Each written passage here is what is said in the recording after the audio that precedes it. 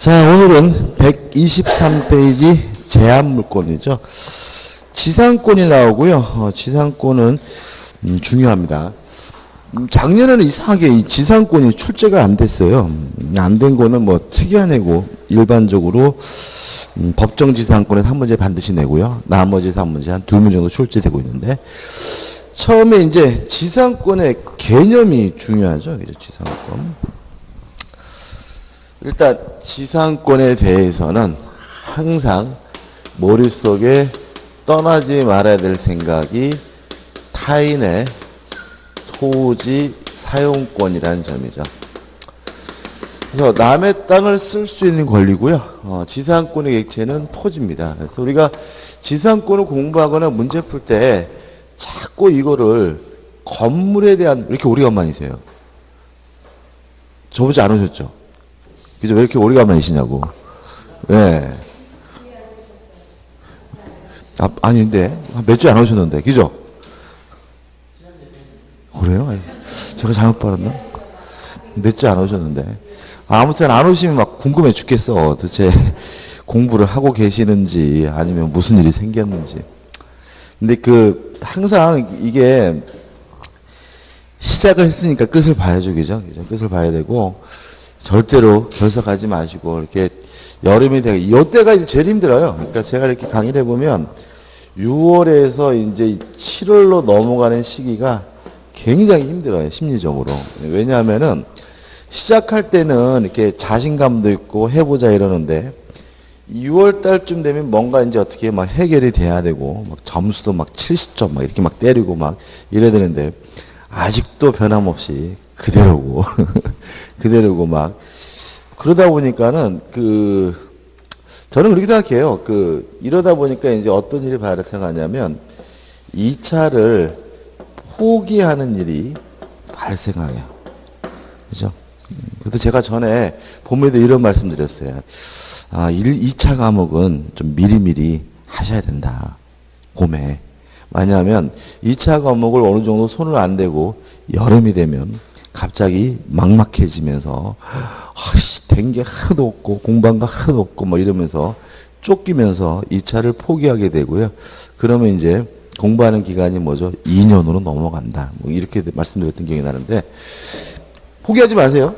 지금도 여기죠. 그러니까 왜 포기하는 분들의 생각이 뭐냐면 나는 민법도 아직 안 됐는데 내가 지금 2차 공부할 때야 뭐 이런 생각을 갖거든요. 민법은요. 시험 보기 전까지 안 돼. 다시 말하면 민법은 뭐요? 영원히 안 돼요. 왜 그러냐면 이유가 있어요. 우리는 민법을 완성시키려고 공부하는 게 아니에요. 민법이 완성되면 뭐 사법시험 보든지 엊그제 봤던데 뭐 행정고시를 보든지 다른 걸 봐야 돼요. 그러니까 우리는 사법시험 민법, 법무사 민법이 아니에요. 그러니까 우리는 뭐죠? 공인중개사 민법이기 때문에 민법을 완성하는 게 아니라 필요한 것만큼만 내 거로 만들면 돼요. 근데 여기서 이제 이게 자꾸 만족이 안 되는 거야. 그러니까 이게 완성이 안 되니까 자꾸 어떻게 해요? 넘어가려고 기웃기웃거리다가 민법이나 이런 1차 과목에 너무 시간을 많이 투자해가지고 2차는 뭐죠? 손도 못 대고 있다가 2차를 포기하는 일을 발생하는데 민법은요. 2차 과목이 기초죠. 그죠? 모든 과목과 연관되어 있어요. 그러다 보니까 2차 과목을 하면서 또 민법 실력이 향상이 되고요. 또 민법을 열심히 하면서 뭐예요? 2차 과목도 향상이 되고 이런 유기적 관계가 있기 때문에 될 수 있으면 2차 포기하지 마시고 끝까지 다 가셨으면 좋겠고요. 어차피 뭐죠? 누구도 다 뭐하지 못해요? 만족하지 못하니까 불안해하지 마시고요. 또 하나 또 말씀드리는데 저는 개인적으로 우리 요약집이 아주 잘 돼 있어요. 이것만으로도 차고 넘쳐요. 뭐 이런 말씀 드리면 안 되지만 기본서 보지 마시고 이 요약집을 어떻게 그냥 확실하게 뭐죠? 내 거로 확실하게 만들겠다 이러면 돼요. 공부는요. 양을 늘려가는 게 아니라 양을 뭐예요? 줄여가는 거예요.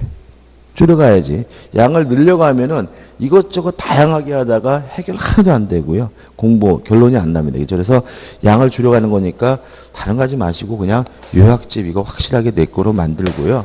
그 다음에 우리가 다음 달부터 이제 문제집 보잖아요, 그죠? 문제집도 어떻게 해요? 그러면 결국 뭐예요? 투관이죠. 요약집하고 문제집. 이 두 가지 가지고 공부하세요. 이것저것 하지 마세요. 그러니까 또 어떤 게 있냐면 일종의 공포 마케팅 비슷한데 이때쯤 오면 이제 막 불안불안해요. 막 자다가도 어떻게 해요? 벌떡 깨가지고 아씨 괜히 시작해가지고 막 이러고 그냥 막 아 남들 다 하는데 어떡하지 막 이러면서 막 그러다 보니까 뭐 인터넷 뒤져보고 그러면 뭐가 좋대더라 막 그래가지고 막 책도 막 이것저것 문제집도 이것저것 막 난리가 아니에요. 그러면 안 돼요. 어차피 우리는 두 가지만 할 거예요. 그냥 요약집하고 뭐죠? 문제집. 이 두 가지만 어떻게 해요? 확실하게 내 거로 만들면 점수 맞는데 아무 지장 없어. 그러니까 괜히 이것저것 공부하면은 안 돼요. 그래서 만약에 예를 들어서 누가 뭐 K라는 책이 좋대더라 이렇게 물어보면 그 책이 좋을 수도 있어요. 그죠? 좋을 수 있지만 항상 자기 자신한테 물어봐야 돼요. 내가 이거를 3번 이상 반복할 수 있느냐.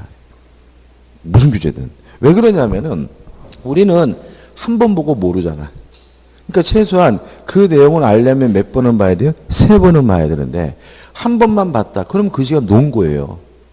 그렇지 않습니까? 그러니까 공부를 하고 그것이 나의 머릿속에 들어와서 문제 푸는데 뭐 도움이 돼야 공부인데 괜히 그 이상한 책 선택해서 뭐가 좋다 그래서 한 번 보게 되면은 한 번 보는 시간 동안 논 거죠. 뭐예요? 왜요? 그 책 내용 기억이 안 난다며. 그래서 항상 뭘 선택하든지 몇 번이요? 3번 이상 내가 반복할 수 있는지 꼭 다시 한번 물어보시기 바라고요. 이것 쭉 공부하는 거 아니에요. 어차피 사법시험인데요. 사법시험 공부하는 사람들이 끝났지만 사법시험 공부하는 사람들 2권밖에 안 봐요. 책하고 뭐요? 문제집. 그 외에는 절대 다른 교재 안 보거든요. 그래야 이게 뭐요? 단권해야 되고 그래야 뭐죠? 내 머릿속에 정리가 되네요. 그래서 이 시점 되면은 막 2차 포기한다. 또는 뭐가 좋대더라. 홀랑 뭐가 좋대더라. 막 프린트 막 돌아다니고 막 이런 거 절대 하지 마시고 내가 갖고 있고 내가 하는 거 교재 뭐죠? 계속해서 반복해서 내 거로 만들어야 되고요. 무욕이 생길 때마다 내가 그 책을 3번 이상 반복해서 볼 수 있는지를 꼭 한번 물어보시고 그럴 시간이 안 된다면 절대로 아무리 좋은 교재라 하더라도 의미 없는 교재니까 항상 뭐 하셔야 돼요? 조심하셔야 돼요. 그죠? 다음은 다시 한번 지상권은 뭐죠? 타인의 토지 사용권입니다. 남의 땅을 쓸 수 걸리고 항상 머릿속에 지상권은 뭐죠?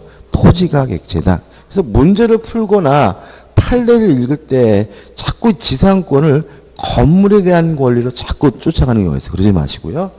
그 다음에 목적으로는 제한이 있죠. 건물, 기타, 공작물, 수목을 소유하기 위해서 남의 땅을 쓸 수 있는 권리가 뭐죠? 지상권이다. 그러면 보통 이렇게 된단 말이죠. 땅이 갑의 것이고 건물이 을의 것이에요. 그럼 을은 토지에 대해서 뭐가 있냐면 지상권이 있다. 그러면 을은 건물에 대해서 뭐가 있는 거죠? 소유권이 있고요. 토지에 대해서 뭐가 있는 거예요? 지상권이 있어요. 따라서 건물을 철거하면 을이 가지고 있는 소유권은 없어질 뿐이지 토지 사용권이 뭐는 안 없어져요? 지상권은 안 없어진다. 그 다음에요. 요 지상권은 담보물권이나 지역권처럼 부종성, 수반성이 없어요. 무슨 말이냐면 지상권은 건물에 관한 소유권의 종된 권리도 아니고요. 따라서 건물에 관한 소유권이 없어졌다 해서 지상권이 자동으로 뭐 되지 않아요? 소멸되지도 않고요. 건물을 팔았다 해서 지상권이 자동으로 뭐요? 쫓아가는 것도 아니에요. 따라서 부정성 수반성이 없으니까 지상권만 따로 자유롭게 양도할 수도 있고요. 임대할 수도 있고 지상권에 대해서만 따로 담보 설정할 수도 있고요.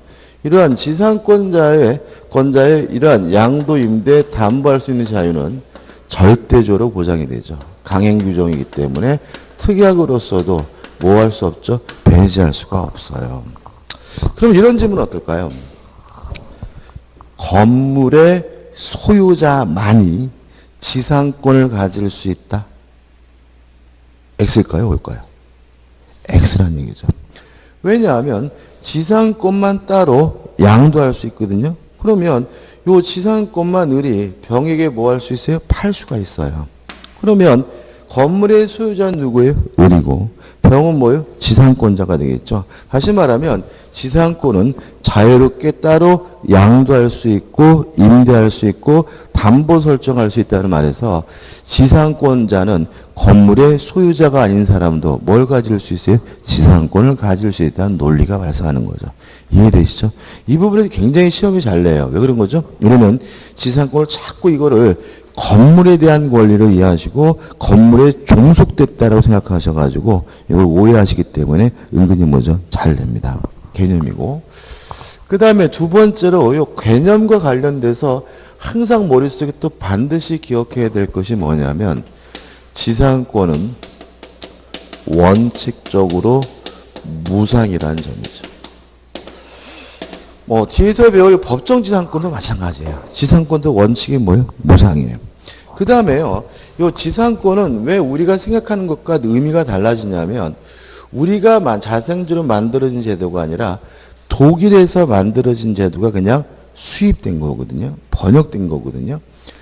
서양 애들은 보증금이라는 개념이 없어요. 그죠? 그래가지고 평택이나 이런 미군 부대 많은 데 가면은 깔세라고 해가지고 보증금 없이 그냥 월세만 내는 새가 굉장히 많습니다. 걔네들은 보증금 자체를 개념 자체가 이해가 안 돼. 그래서 만약에 미국 놈이 와가지고 임대합시다. 보증금 5천에 월 10, 20입니다. 이러면 막 총 들고 죽을 듯이 달려들어요. 왜 5천 넣으려고. 그죠? 다시 말하면 지상권은 뭐가 없는 권리? 보증금이. 그래서 우선 변제권이 인정하지 않아요. 그러니까 우리가 우선 변제권이라는 거는 결국은 목돈을 줬을 때 그 목돈을 돌려받기 위해서 인정되는 권리잖아요. 근데 지상권은 개념적으로 뭐가 없는 권리? 보증금이 없는 권리니까 지상권자에게는 우선 변제권 같은 거 인정되지 않는다는 것도 생각해 보시고요. 항상 머릿속에 뭐가 원칙이죠? 무상이 원칙이라는 거죠.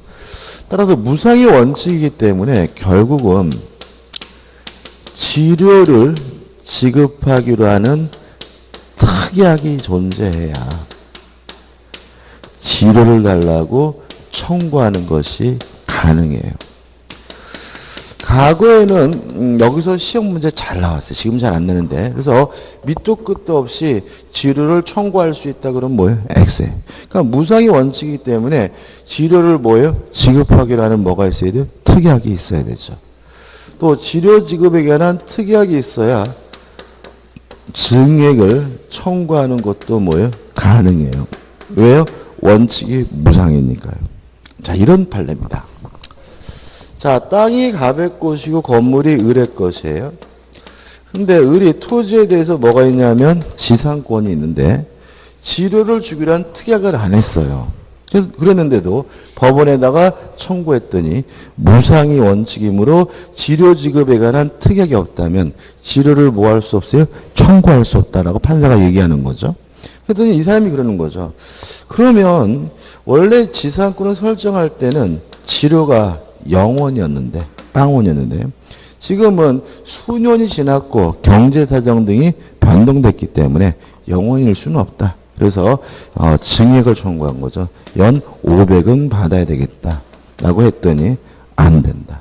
다시 말하면 무상이라는 거죠. 그러니까 치료가 0원인 것이 아니라 원칙이 뭐예요? 무상이니까 치료 지급에 관한 특약이 없다면 치료를 청구할 수도 없고 당연히 무엇도요? 증액도 청구할 수 없다는 판례가 나오게 되는 거죠.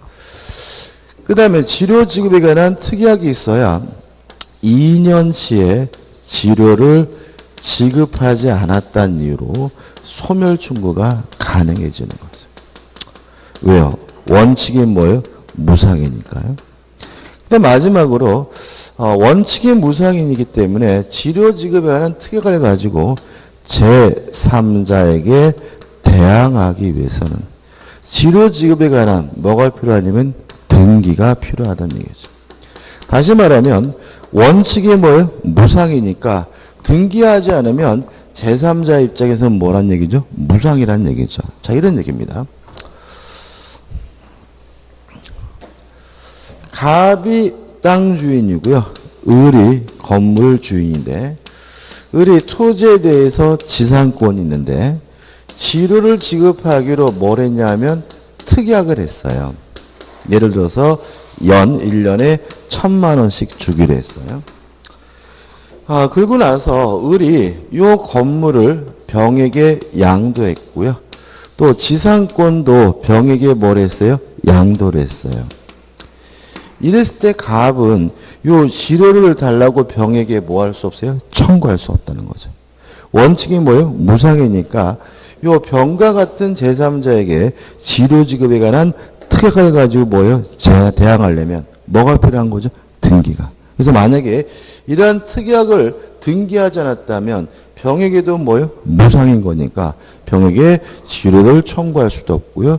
증액을 청구할 수도 없고 병이 2년치의 지료를 내지 않았다는 이유로 뭐 할 수도 없어요? 소멸 청구할 수도 없습니다. 다시 말하면 원칙이 무상이기 때문에 지료 지급에 관한 특약이 있더라도 이걸 가지고 제3자에 대항하려면 뭐가 필요하죠? 등기가 필요하다는 것도 꼭 기억해 두셔야 돼요.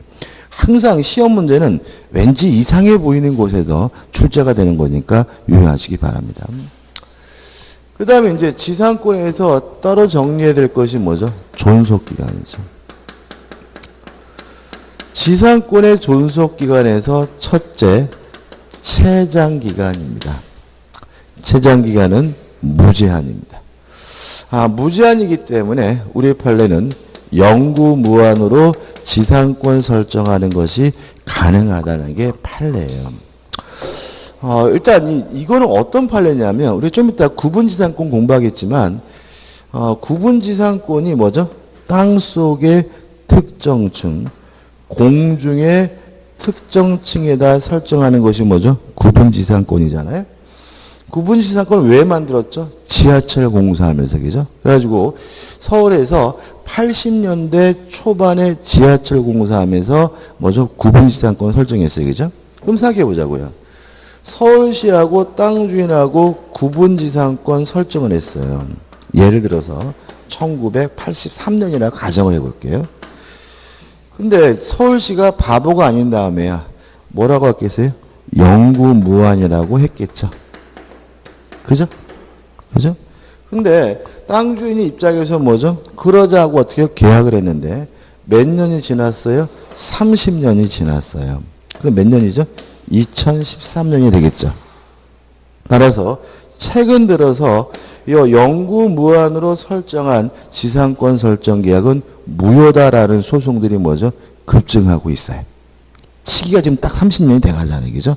요 문제에 대해서 우리 판례는 채장기간에 대해서 어떻게 무제한이기 때문에 영구무한으로 설정한 요 계약은 무효가 아니라 뭐죠? 유효다. 이런 얘기고요. 주로 이 영구무한으로 유효다는 말은 무슨 판례에서 나타나고 있어요? 구분지상권에 나타나고 있어요. 그래서 우리가 모든 지상권은 구분지상권이든 뭐든 영구무한으로 설정하는 것도 어떻게 해요? 가능하고 유효하다. 이렇게 기억하셔야 되고 갑자기 시험 문제에서 구분지상권 이랬더니 구분지상권은 아닐지도 몰라. 이러면서 틀린단 말이죠. 다시 말하면 영구무한으로도 가능하고 유효합니다. 뭐가요? 지상권은. 구분지상권을 포함하는 개념이라는 거 잊지 마시고 그 다음에 두 번째로 최단 기간이 보장을 하고 있죠. 그러니까 최소한으로 보장되는 기간인데 첫째, 견고한 건물이나 수목의 소유를 목적으로 하면 최소한 몇 년이죠? 30년이 보장이 되고요. 견고한 건물이 아닌 일반 건물의 소유를 목적으로 하면 최소한 15년이 보장이 되고요. 건물도 수목도 아닌 기타 공작물의 소유를 목적으로 하면 최소한 몇 년이죠? 5년이 보장이 됩니다. 이거는 최소한 보장되는 기간이에요. 어마어마하게 길죠? 근데 문제가 있습니다. 뭐냐면 견고한 건물과 일반 건물은 뭐냐? 문제인데 우리 이 법이 만들어진 시기는 1960년 1월 1일부터 시행되고 있는 규정이에요. 그러면 1950년대 우리나라의 생활상을 반영하겠는데 1950년대 우리나라는 일반 건물이 뭐였을까요? 초가집입니다. 그래서 이 법규문은 초가집은 뭐예요? 일반 건물. 기와집은 뭐죠? 견고한 건물. 이런 시각으로 만들어진 조문이기 때문에 현대적 시각에서 건물들은 다 무슨 건물이에요? 견고한 건물이에요. 그래서 만약에 건물이 있다면 일반적으로 15년이 아니라 일반적으로 몇 년이요? 30년이 보장되는 꼴임을 주의하시기 바라고. 물론 지하철 역사도 건물입니다. 그죠? 지하철 역사도 건물이니까 만약에 최단 기간 몇 년이 보장돼요? 30년이 보장이 되는 꼴이 되겠죠. 그래서 아까 30년 지나서 뭐죠? 소송하는 일이 뭐죠? 급증하겠다. 이런 취지고요. 그 다음에 지상권을 설정하면서 존속 기간을 약정하지 않았어요. 그러면 지상물의 종류에 따라서 30년, 15년, 5년짜리가 돼요. 그럼 예를 들어 볼까요? 자, 갑이 땅을 가지고 있는데 한전에서 갑의 땅의 일부에다가 지상권을 설정하고요. 송전탑을 만들었어요. 송전탑을 만들면서 요 토지에 대해서 뭘 갖게 됐냐면 지상권을 갖게 됐는데 존속 기간을 약정하지 않았어요. 그러면 요 지상권은 존속 기간이 몇 년이 되는 거죠? 몇 년이 되는 거죠? 5년이다. 그죠? 5년. 왜냐하면 송전탑은 건물도 아니고 수목도 아니죠. 명백히 뭐예요? 공작물이에요. 왠지 송전탑 하면 굉장히 긴 것 같아. 그죠? 이게 참 묘하다니까. 그러니까 송전탑 그러면 왠지 뭐예요? 길어야 될 것 같으니까 공작물인지를 알면서도 뭐예요? 5년이란 말이 자꾸 안 떠올라요. 그죠? 이거는 최상기 존속기 약지 않아서 몇 년짜리가 돼요? 5년짜리가 되고요. 한전 바보 아니겠죠? 한전은 어떻게 합니까? 영구무한으로 설정해 버립니다. 그죠? 그래야 어떻게 해요? 나중에 낡으면 어떻게 해요? 다른 거로 바꾸고 교체할 수가 있으니까요.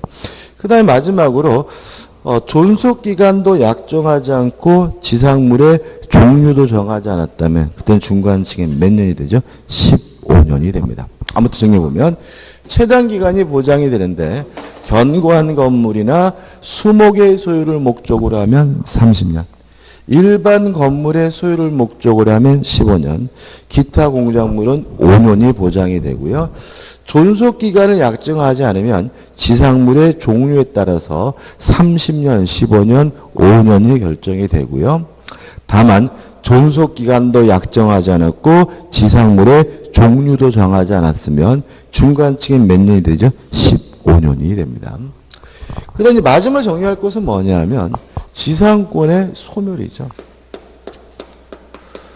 지상권이 소멸이 됐어요. 그러면 원칙적으로 원상회복, 원상복구해야 됩니다. 그러니까 원칙적으로 원상회복해야 된다는 말은 건물이 있으면 철거하고요.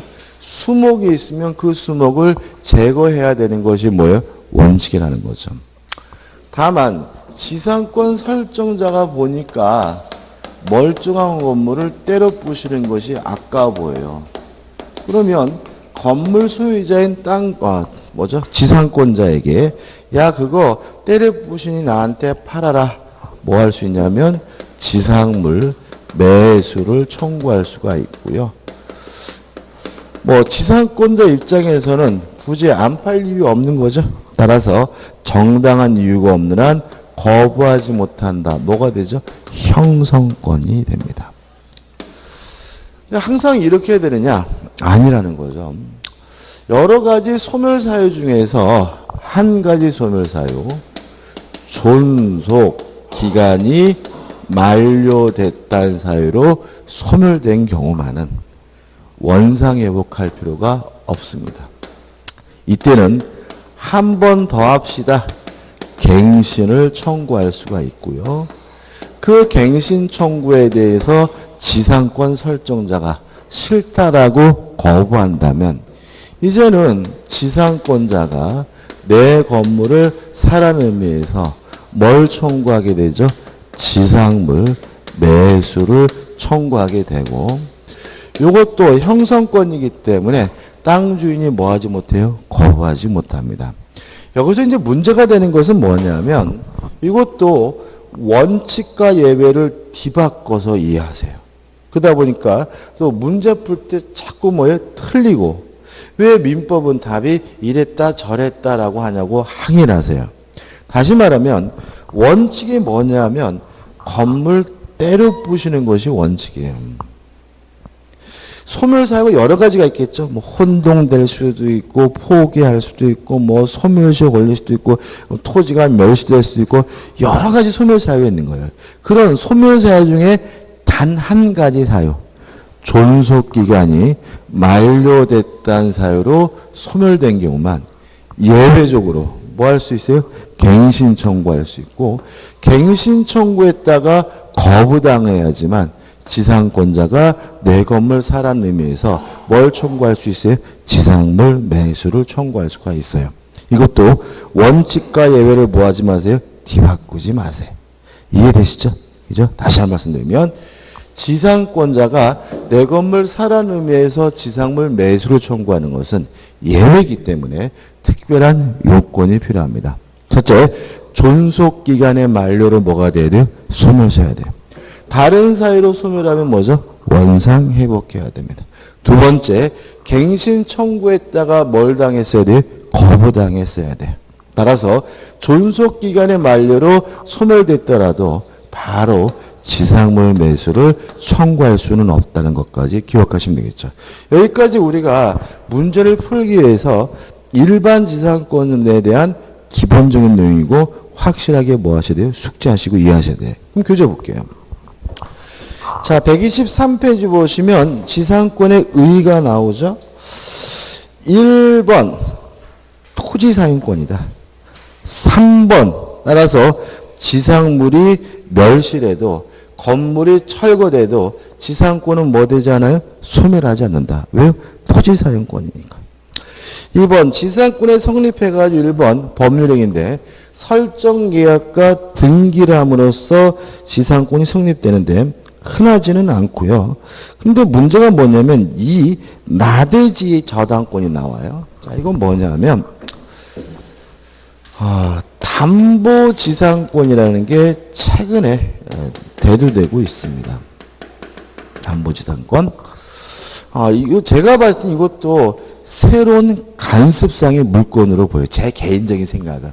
아직 판례가 담보지상권을 간섭법상 물건이다라고 규정하지는 않았어요. 근데 이게 어떤 문제냐면 이런 문제죠. 나대지에다가 빈 땅에다가 저당권을 설정하는 경우에는요. 담보가치의 하락을 방지하기 위해서 지상권도 함께 설정을 합니다. 거의 모든 금융기관은 반드시 그래요.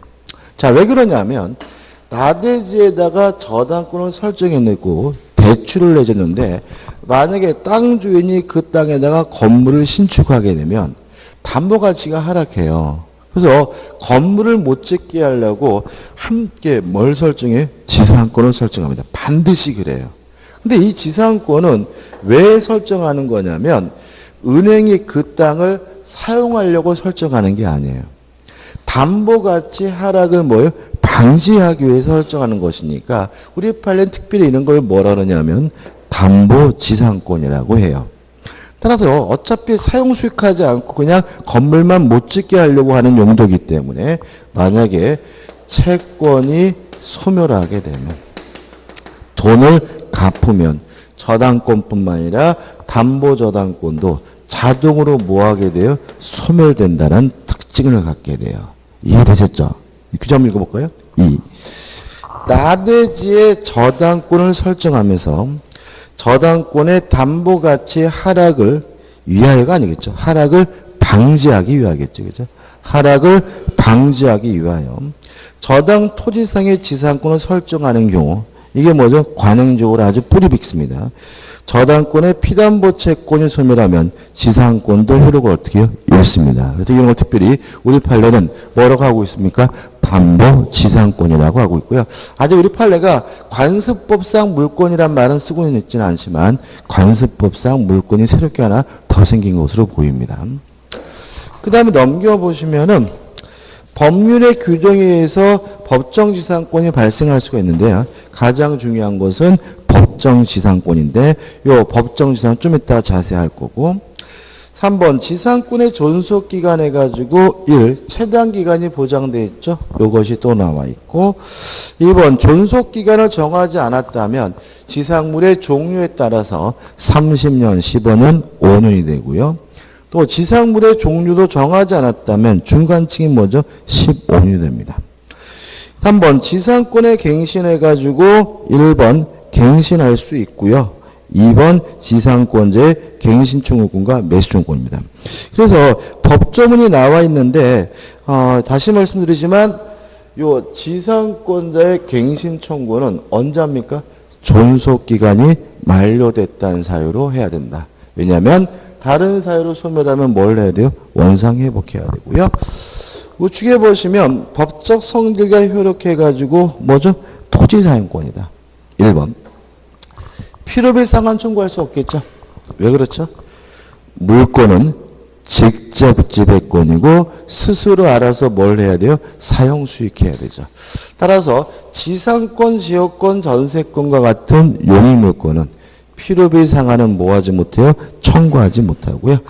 유익비 상환만 청구할 수 있고요. 2번 물권 중에 뭐는요? 용익물권은 소멸시에 걸리죠. 그래서 지상권, 지역권, 전세권과 같은 용익물권은 20년 동안 행사하지 않으면 뭐가 돼요? 소멸하게 되고요. 3번 물권적 소유권 당연히 뭐가 되겠어요? 인정이 되겠죠. 그 다음에 4번 지상권의 처분은 어떻게 해요? 자유롭다겠죠. 다시 말씀드리면 양도, 임대, 담보 설정할 수 있다고요. 뭐만요? 지상권만 따로 띄어서. 또 이러한 자유는 강행 규정이고 특약으로서도 뭐 할 수 없어요? 배제할 수가 없고요. 4번에서 또 뭐가 나옵니까? 지료가 나오죠. 항상 머릿속에 뭐가 원칙이라고요? 원칙이 뭐죠? 무상이다. 따라서 지료 지급에 관한 특약이 있어야 지료도 청구할 수 있고 증액 청구도 가능하고요. 2년째 지료를 지급하지 않았다는 이유로 소멸 청구할 수가 있고요. 또 이러한 특약을 가지고 제3자에 대항하려면 뭐가 필요하죠? 등기가 필요하죠. 그 다음에 지상권에 소멸해가지고 넘겨보시면 소멸사유에서 복잡하게 나와 있지만 큰 의미는 없고 2번 해가지고 뭐가 나오죠? 소멸의 효과가 나오죠. 이 지상권자의 지상물 수고권 및 수고 의무인데 결국 뭐죠? 원상회복이죠. 다시 말하면 원칙이 뭐죠? 원상회복해야 되고 다만 지상권 설정자는 때를 부신 나에게 팔라는 의미에서 지상물 매수를 청구할 수 있고요. 그 다음에 마지막으로 유익비 상환 청구권이 나오죠. 다시 말하면 지상권자는 뭐는 청구할 수 없죠? 필요비는 청구할 수 없지만 유익비는 청구할 수가 있죠. 근데 참 재밌는 거는 작년에 뭐가 나왔냐면 지상권이 물권이다. 이게 출제가 됐어요. 지상권이 뭐라고요? 물권. 그죠?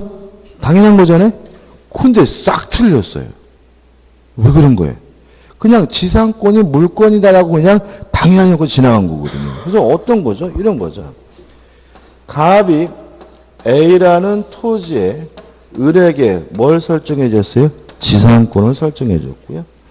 그 병에게 팔고 병에게 이전 등기를 해줘서 소유자가 바뀌더라도 지상권은 뭐 되지 않아요? 소멸되지 않고요.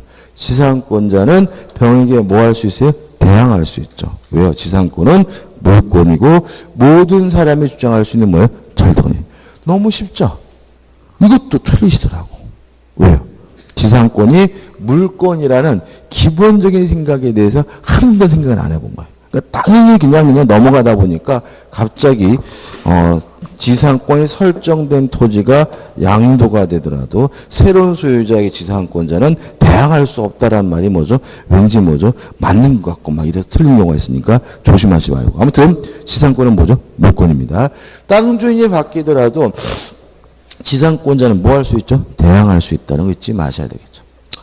그 다음 6회 가지고 이제 뭐가 나오죠? 법정지상권이 나오죠. 이제는 뭐 법정지상권은 완전 뭐 해야 돼요? 껌씹기 해야 되겠죠. 껌씹기. 그래서 오늘은 이제 법정지상권을 다 할 거예요. 다 할 건데 항상 말씀드리지만 민법은 뭐가 중요하다고요? 기본 얘기죠. 가장 기본이 뭐예요? 건물이 존재하고 있고요. 건물의 소유자하고 토지 소유자가 원래 어떻게 해요? 같았어요. 이건 뭐죠? 공통된 거죠. 건물이 있고 건물과 토지 소유자는 같았는데 이것이 일정한 사유로 건물과 토지 소유자가 달라지게 되면 이 건물 소유자는 토지 소유자에 대해서 법정 지상권을 취득하고요. 따라서 건물을 뭐 하지 않습니까? 철거하지 않습니다. 그럼 일정한 사유가 뭐냐? 여러 가지가 있는데 우리는 세 가지만 기억하시면 돼요. 첫째, 전세권이 설정된 후에 달라지는 경우가 있다. 다시 말하면 건물에 뭐가요? 전세권이 설정된 후에 토지와 건물의 소유자가 달라지면 뭐가 발생하죠? 법정 지상권이 발생해요. 이건 한번 읽어볼 건데 좌측에 보시면은 1. 전세권 보호를 위한 뭐죠? 법정 지상권이거든요. 자, 305절 읽어볼게요. 1항.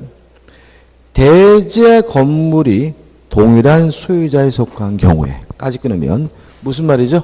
건물이 있었고 건물과 토지 소유자가 어떻게 해요? 같았는데 이런 말이죠. 경에 건물의 전세권을 설정한 때는 그 대지 소유권의 특별 승계에는 그러면 땅 주인만 바뀌었다는 얘기죠.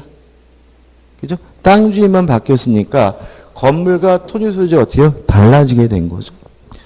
승계는 전세권 설정자에 대하여 지상권을 설정한 것으로 본다. 다시 말하면 법정 지상권이 뭐하게 돼요? 발생하게 되고요.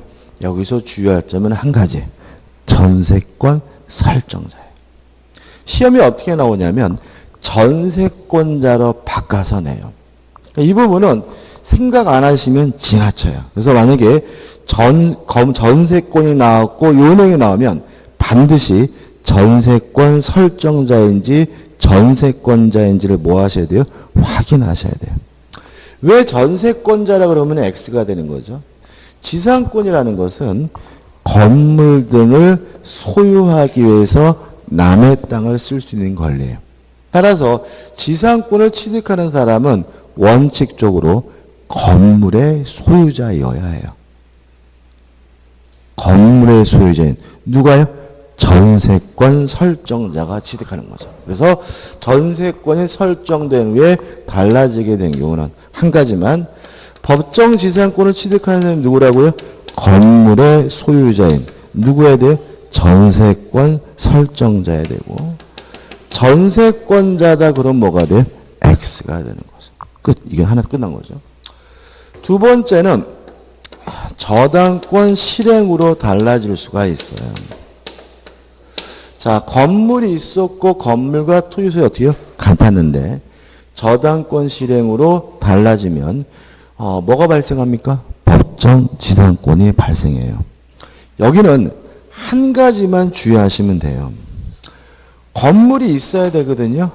언제 있어야 되느냐? 저당권 설정 시다. 언제 건물과 토지 소유자가 같아야 되느냐? 언제죠? 저당권 설정 시다. 다시 말하면 저당권 설정 시 건물이 있었고 건물과 토지 소유자가 같았는데 저당권 실행으로 토지와 건물의 소유자가 달라지면 뭐가 발생하죠? 법정 지상권이 발생한다는 얘기예요. 기억할 건 요게 전부예요. 연습을 해볼까요? 자, 이런 얘기죠. 땅이 갑의 것이고 건물도 갑의 것이에요. 이런 상태에서 건물에 대해서 저당권이 설정이 됐고요. 갑이 돈을 안 갚자 저당권자가 건물만 뭐 했어요? 경매를 했어요. 그러면 땅은 여전히 누구 거예요? 갑의 것이지만 건물은 경락인에게 소유권이 넘어갔죠. 그러면 저당권 설정 시에 뭐가 있었어요? 건물이 있었고 건물과 토지 소재가 원래는 어떻게 해요? 같았는데 저당권 실행으로 토지와 건물의 소유자가 어떻게 해요? 달라졌으니까 을은 뭘 갖게 되는 거죠? 법정 지상권을 갖게 되고요. 따라서 건물을 뭐 할 필요 없어요? 철거할 필요가 없다. 이렇게 되는 거죠. 이해되시죠? 이해되시죠? 그죠? 자, 건물이 있어야 돼요. 언제요? 저당권 설정 시. 건물과 토지가 같아야 돼요. 언제요? 저당권 설정 시입니다. 그죠? 자, 하나 더 해볼까요? 자, 땅이 있는데 갑이 건물을 신축했어요. 근데 문제는 이 건물이 무허가 건물이어서 자기 앞으로 등기를 못했어요. 미등기 건물인 거죠. 근데 갑이 은행에서 대출을 받으려고 하니까 건물이 뭐예요? 무허가 미등기 건물이다 보니까 토지에다만 뭐가 설정이 됐어요? 저당권이 설정이 됐어요. 근데 갑이 돈을 안 갚자 저당권자가 토지만 경매했어요.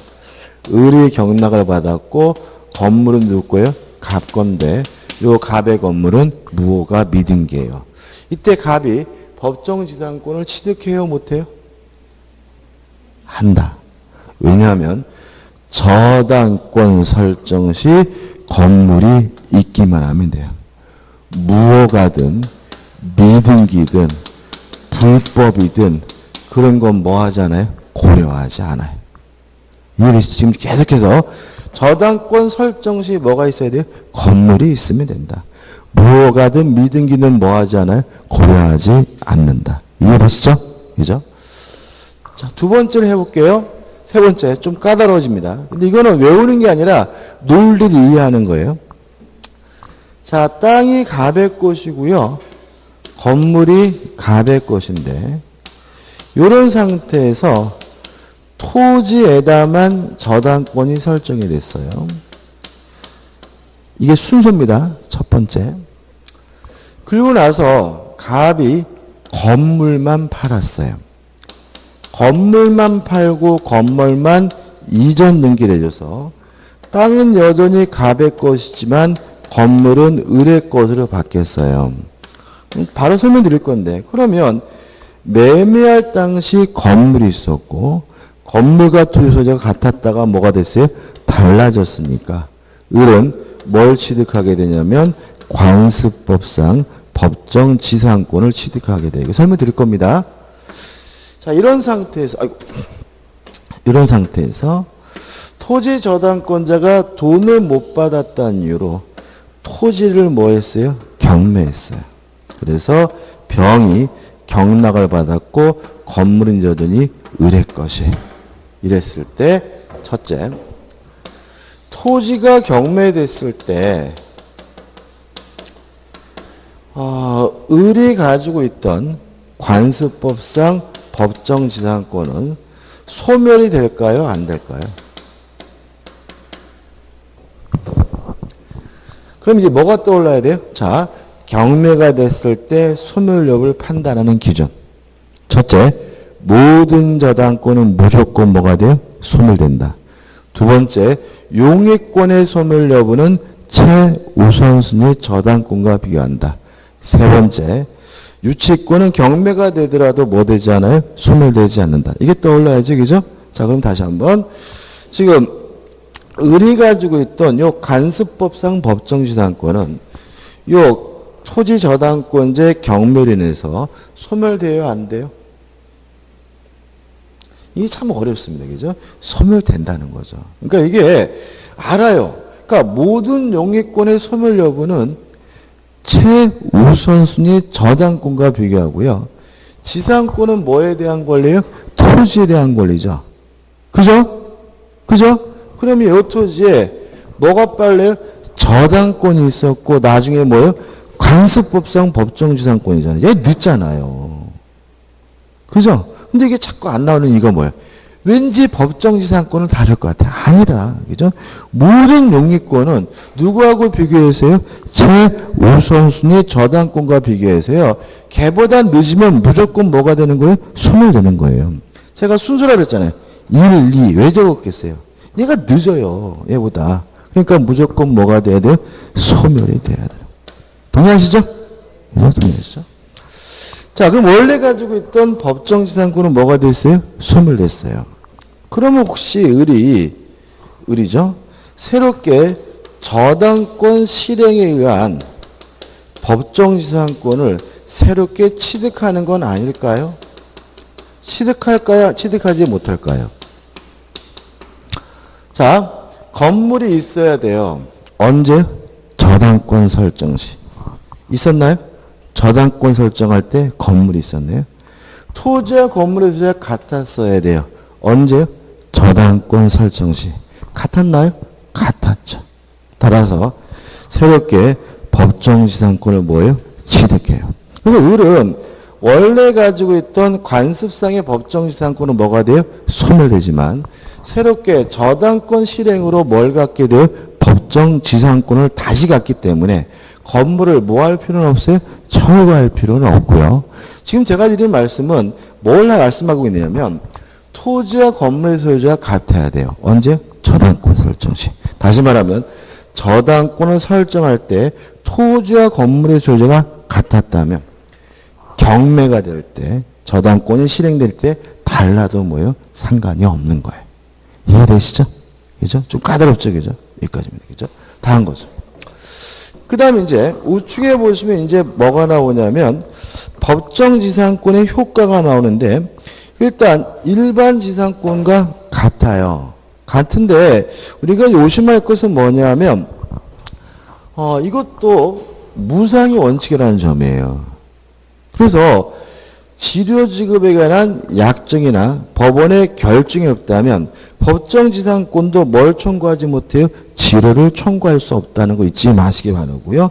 나머지 것들 한번 보시면 되고 그 다음에 하단에 보시면 7번에서 뭐가 나오죠? 관습법상 법정지상권 나오죠. 이거 하나만 하면 이제 끝이에요. 다시 지울게요. 원래는 5가지가 있는데 우리는 3가지만 이해하시면 됩니다.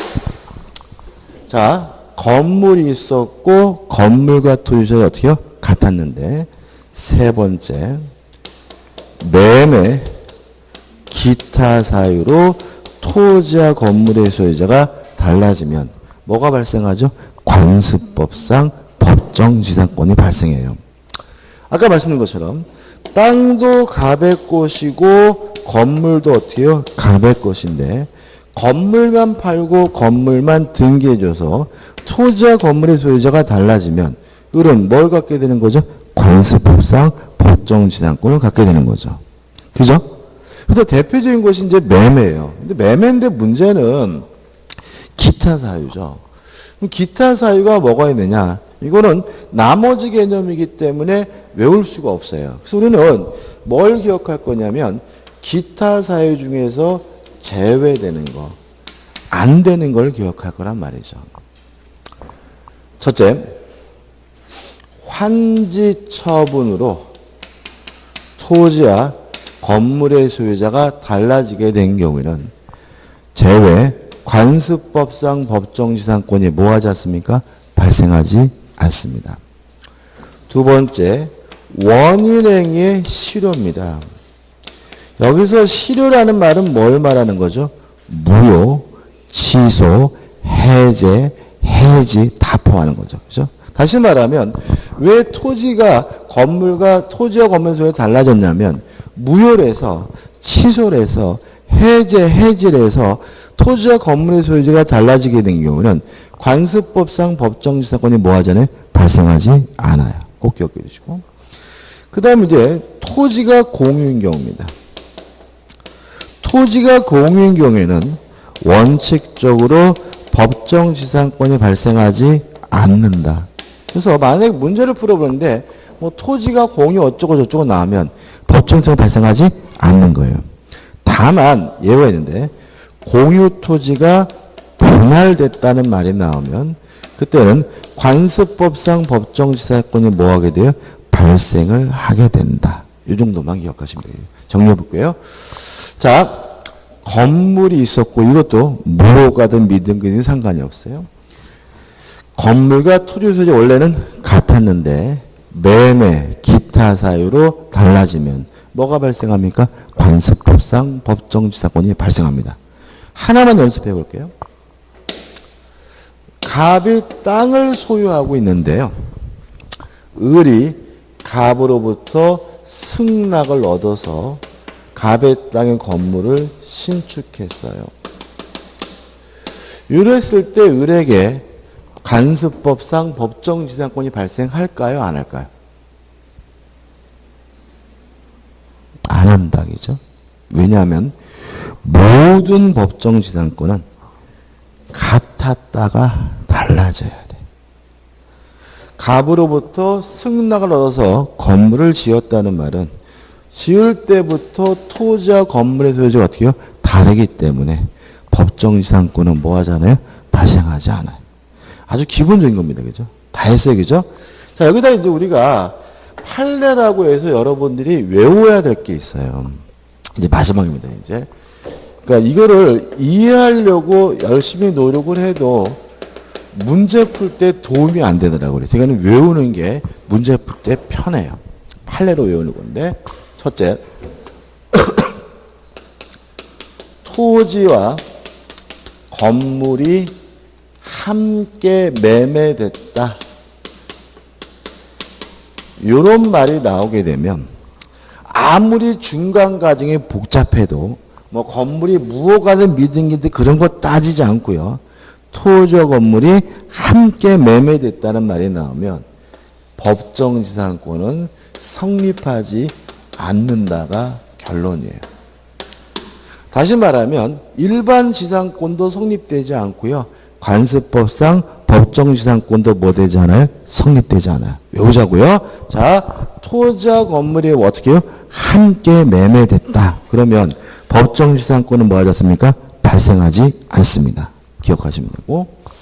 그 다음에 토지와 건물에 공동 저당이 설정됐다.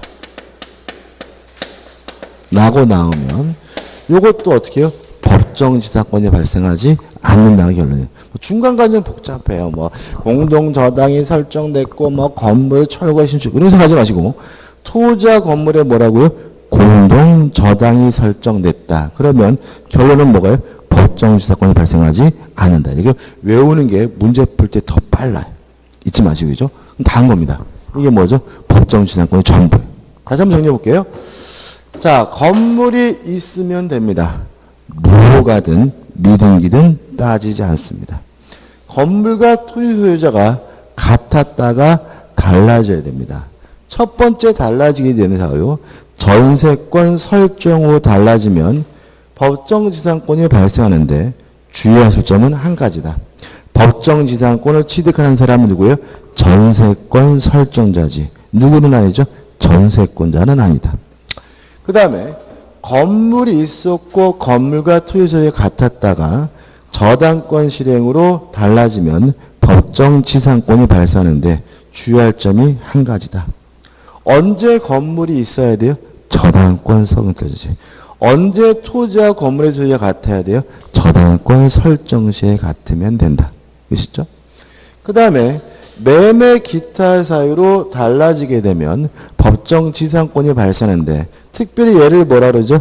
관습법상 법정지상권이라고 하고요. 기타 사유에서 빠지는 거 안 되는 게 있다. 환지, 원인행위의 실효, 무효, 취소, 해제, 해지로 달라진 경우에는 법정지상권 발생하지 않고요. 또 토지가 공유인 경우에는 원칙적으로 발생하지 않지만 공유 토지가 분할된 경우는 뭐죠? 발생한다. 마저 외울 거. 토지와 건물이 함께 매매됐다. 그러면 어떻게 해요? 법정지상권은 발생하지 않는다. 토지와 건물에 공동저당이 설정됐다. 이런 말이 나오면 뭐죠? 법정지상권이 발생하지 않는다. 이렇게 외우시면 된다까지입니다. 그죠? 자, 그럼 교재 보시면은 7. 관습법상 법정지상권에서 제가 설명 안 드린 것은 3번 지상 건물에 관한 철거 특약이 없을 거. 이거 하나 추가로 기억하시면 되고요. 넘겨보시면 효과는 무엇과 똑같죠? 일반 지상권과 똑같고요. 그 다음에 3번 토지 또는 건물이 양도된 게 효력은 이거는 좀 치웠다가 보도록 하겠습니다.